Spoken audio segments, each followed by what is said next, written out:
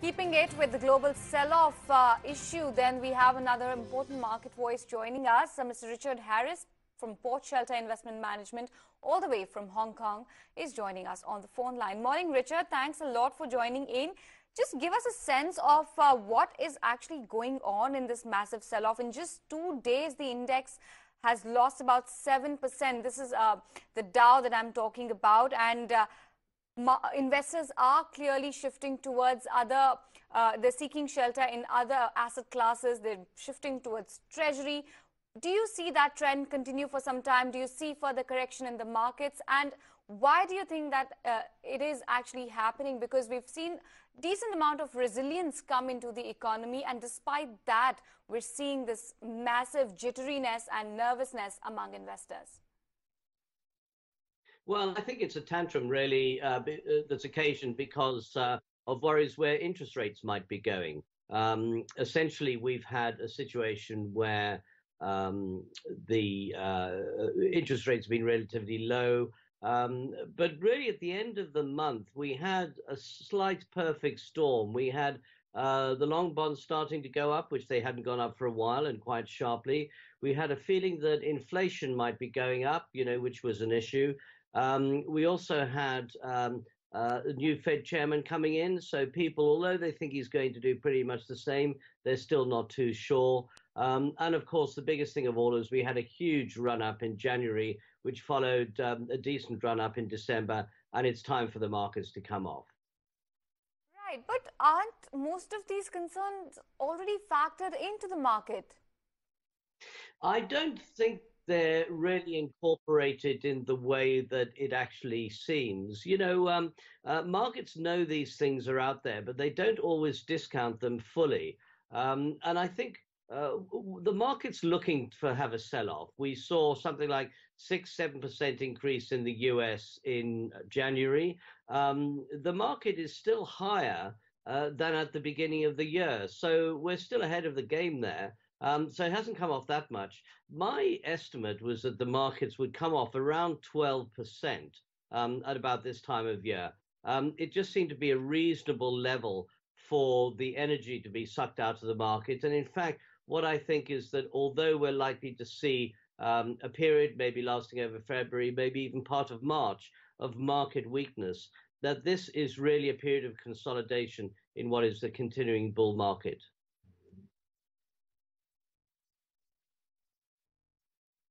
Hi, Richard. This is Mubina as well, joining in from the Mumbai studios of ET Now. Well, yes, one did anticipate a correction, naturally, because, we haven't seen one in the last 1.5 years. There's been no pullback of sorts in the market. So investors have had a gala time, undoubtedly, the bulls at least. But this sort of a flash crash, where you're seeing the Dow lose more than 1,500 points on an intraday basis, don't you think it's a bit too severe? And also, I'll come to my second question as well a bit later, but a lot of them are attributing this solely to liquidity, because at this point of time, fundamentals are not, posing any concerns. Well, I think that's right. But I think, as we said a moment ago, the markets were really looking for reasons to come off. And there are some reasons to come off. Economic conditions are changing. We are moving towards a higher inflationary world. There's no doubt about that. We're also in an environment where interest rates are extremely low, and it's very difficult for them to be put up to the kind of levels that we saw that would cure inflation in the 80s or maybe even in the 90s. So we're likely to have a period where inflation is going to creep up, and inflation often doesn't just go up 1%. Suddenly it goes from 1% to 3%, maybe even to 5%. The policymakers don't have a lot of tools to control that, so that is a concern.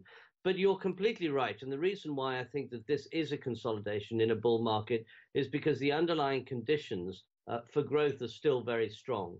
Not terribly healthy in the longer term because they're really hinged around debt, which Trump has increased a great deal of. But in the shorter term, as I said, this is really a pullback in an overall bull market.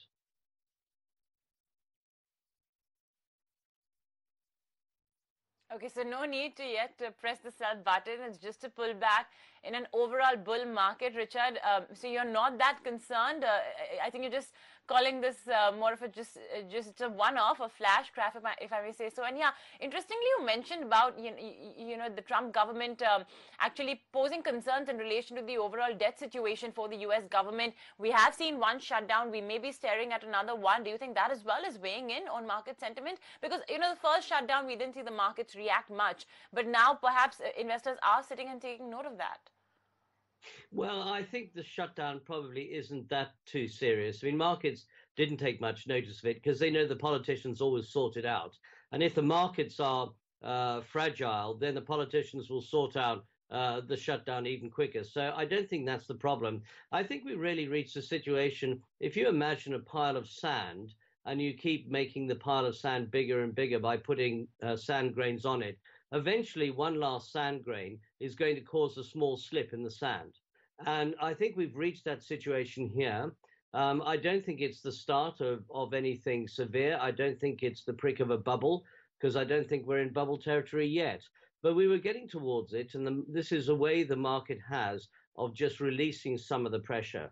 As I said, I was looking at around a 12% fall, maybe to write things. That sounds like a lot.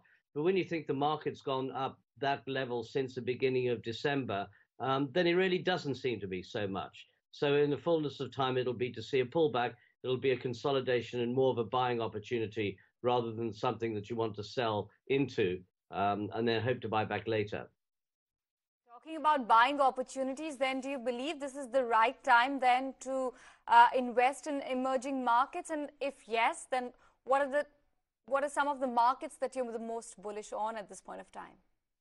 Well, I think if you're looking longer term at the cycle, then yes, you are in a situation where it's a good environment for emerging markets. Emerging markets tend to do well later in the cycle.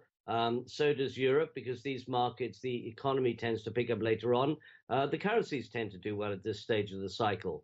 And generally, the emerging markets tend to do well in a group, because although I tend to divide emerging markets into oil producers and oil users, at the moment, the oil price is likely to move up because commodities are looking good. And the emerging markets tend to do quite well as assets move into them. So I think most of the markets, China, which has been relatively depressed, might have a good year. India, which had a good year last year, I think will continue to do well. But also some of the smaller markets, like Indonesia, Philippines, you often see quite strong growth at this stage of the cycle, stronger currencies, stronger markets. All right. And but till when do you see this sort of correction go on? I mean, for how long do you think the markets will continue to see pressure, not just Asian and emerging markets, but across the world?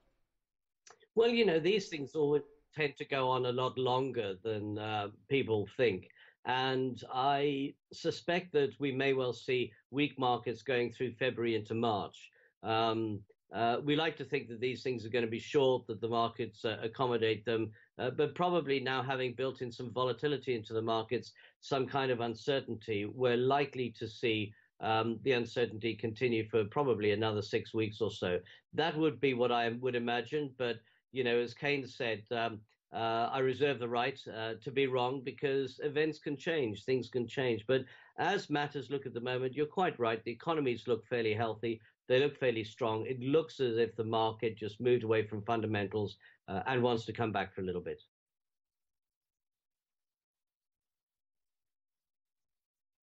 Well, point taken. 6 weeks perhaps of uncertainty is what, Richard is looking at. But overall, he believes that we're still in a bull market. This may just be a prick in the bubble to sort of take off the pressure.